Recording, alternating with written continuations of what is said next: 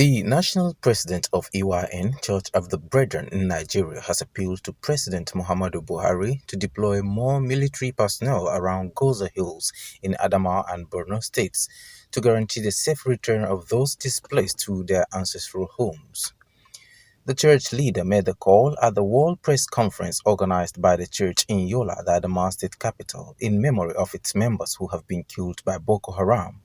He says deploying of a battalion to the volatile areas would help in mitigating further attacks and allow people to return to their farms for their means of livelihoods. According to statistics by the EYN Church, it is the single Christian denomination worst hit by Boko Haram onslaught, with over 8,000 of its members, including pastors, killed, 700,000 displaced. Out of the 276 abducted Chibok girls, 217 were EYN Church members. Also, more than 300 houses belonging to them were burnt by Boko Haram. The Cleric says the aim of the press conference is to debunk the claims of President Buhari through his comments on Democracy Day that all the local governments have been liberated from Boko Haram in Adamawa, Borno, and Yobe states. I want to put it on record without fear of contradiction that EYN is the single Christian denomination that is worst hit by the activities of Boko Haram. Over 700,000 members have been displaced, with only 7 out of 60 district church councils that were not directly affected by the insurgency. EYN has lost over 8,370 members and 8 pastors, with the numbers increasing on daily basis. Our prayers.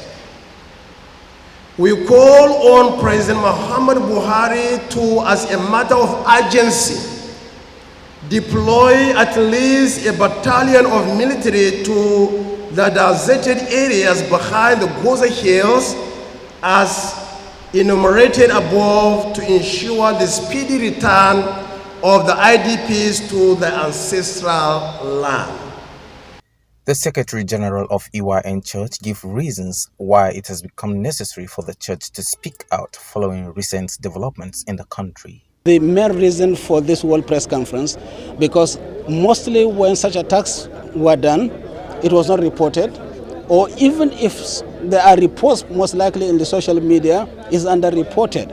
Just take for instance, in the single month of June, there had been more than 10 several attacks on our communities.